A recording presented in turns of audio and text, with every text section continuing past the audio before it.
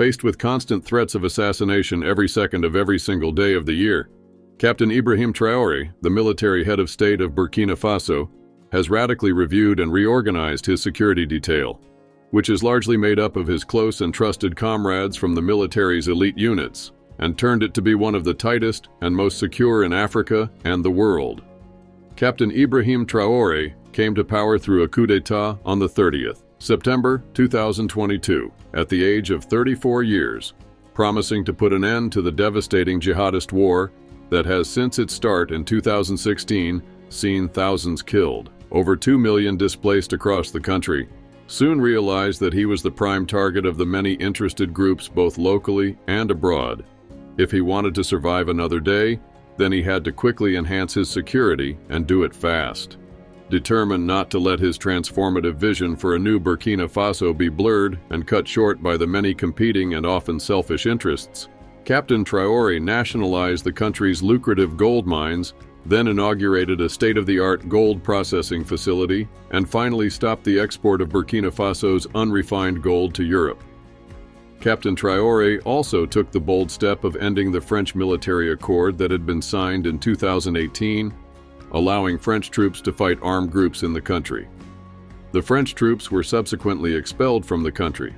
President Traore is actively discouraging food imports by prioritizing and investing heavily in agriculture, including inaugurating a new tomato processing factory and pushing Burkina Faso to become more food secure. He is also overseeing the construction of a modern airport in Ouagadougou, with a capacity to handle 1 million passengers annually, that is expected to be completed in 2025. As part of his mission to transform Burkina Faso into Africa's manufacturing and technological hub, the country under his watch has achieved a huge milestone of producing a locally made electric car, built entirely by the Burkinabe car manufacturer Traore. To give an African touch to the judicial system in Burkina Faso, wearing British legal wigs and gowns in local courts has been banned, and instead, traditional Burkina Faso attire has been introduced. President Ibrahim Traore's style and hands-on approach to leadership in Burkina Faso has brought him a lot of admiration from different parts of Africa, and is slowly turning him into an icon and darling of many Africans across the continent, and effectively making him a reference point for good and impactful leadership,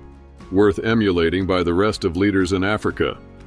This newfound fame is also attracting a lot of old and new enemies for him, both locally and internationally, and to avoid the same fate that befell his charismatic and widely popular mentor, Captain Thomas Sankara, who just like him, came to power through a coup d'etat in 1983 at the age of 34 years, but neglected his safety and security, leading to his assassination in 1987. And being hurriedly buried in an unmarked grave in a public cemetery in Ouagadougou, Captain Ibrahim Traore is not joking when it comes to protecting himself.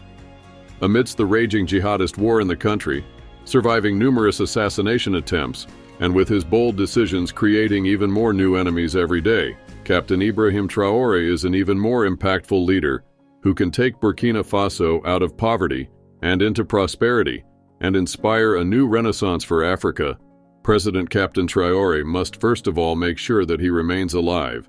and being surrounded and protected by loyal, well-trained and equipped security detail is no doubt the first step.